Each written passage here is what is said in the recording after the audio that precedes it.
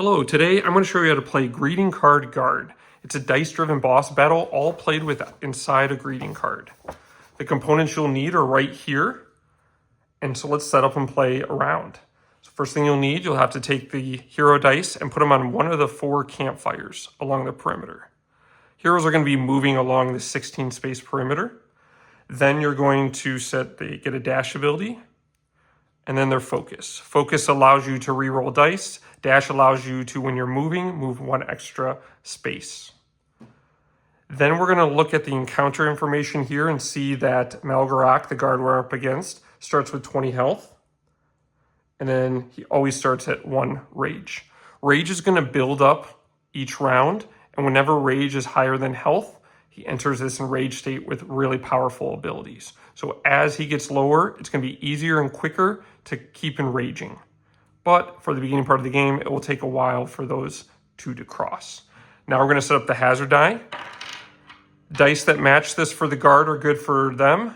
Dice that we match that value are bad for us at one of the 4 hazard locations. All right, let's get right into a round of play. So you're going to play the game until either you reduce the guard to 0 health or you lose and he reduces yours to 0 health. There are 4 phases to every round. The guard assignment phase first. Hero assignment, where we assign the action dice to the heroes to move and counterattack. Combat, to exchange damage. And then recovery, where we clean up the board and restore some things. So let's roll the dice. So what you're going to do is find the lowest value, and the lowest value is going to be its rage. So we're going to move his rage up by 4. You're going to take the second lowest value and the highest, and that's going to be his strong attack. And then the remaining die is his weak attack. Now, things about attacks, the sum is its power. We're going to be using power to compare against our counter attack power. Whoever has the higher power will deal the damage in combat. And then the amount of damage you're going to deal is equal to the number of dice in that attack. So strong attacks deal 2, weak attacks deal 1. Now we got to place those attacks on the field at one of these attack locations. So we do the strong attack first, goes to position 8. And the weak attack goes to 6. All right, for hero assignment, we're going to roll all of our action dice. And we're going to use them to move them adjacent to these attacks in order to counterattack it. So I could play the 2 for movement.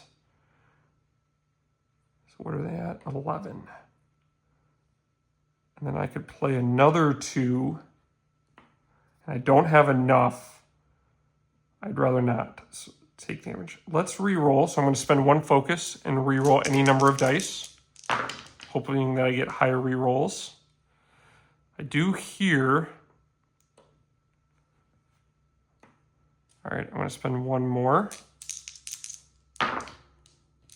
Ooh, yes.